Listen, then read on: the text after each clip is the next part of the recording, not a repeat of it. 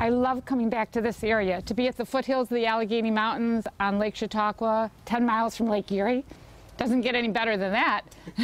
New on Wake Up, getting you ready for the season at the Chautauqua Institution. Thousands of people will be out there this summer. They'll enjoy speeches, they have performances, worship services, all happening inside the institution's historic amphitheater. But this is the final season before workers tear down that beloved building and rebuild.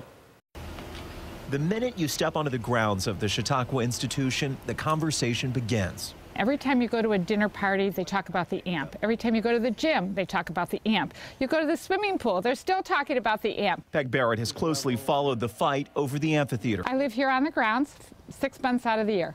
She's ready to move on. It's done. The judge has made a decision, and it's time to move forward.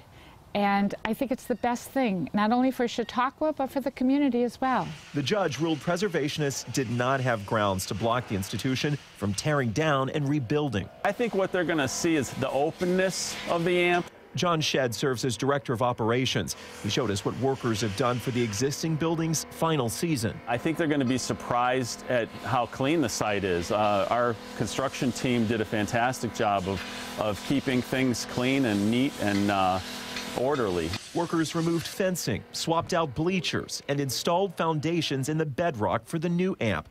That foundation and drainage work meant taking out trees. We took out 42 trees, but that includes small trees, you know, the little 2-inch plus trees, and some large trees, but we're placing 52 new ones back in.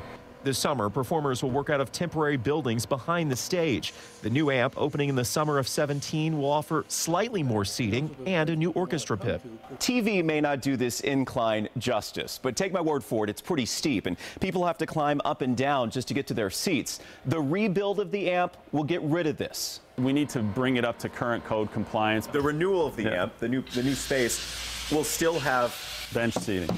Yeah, like the old church pews. Yeah, they're going to be improved, though. They're going to have a different pitch to the back, and the seat has a different angle to it. The organ chamber is the only part of the amp that will be left standing. We're going to start construction right as soon as the season ends this year, August 29th. We'll have to finish before the opening of 2017 season.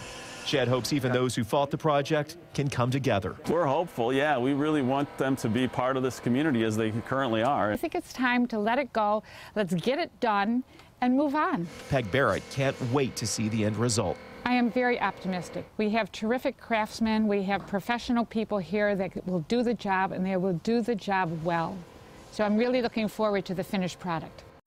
Finding that unity may take time. I was emailing back and forth with one of the opponents who fought this yesterday. He is obviously still upset that this happens.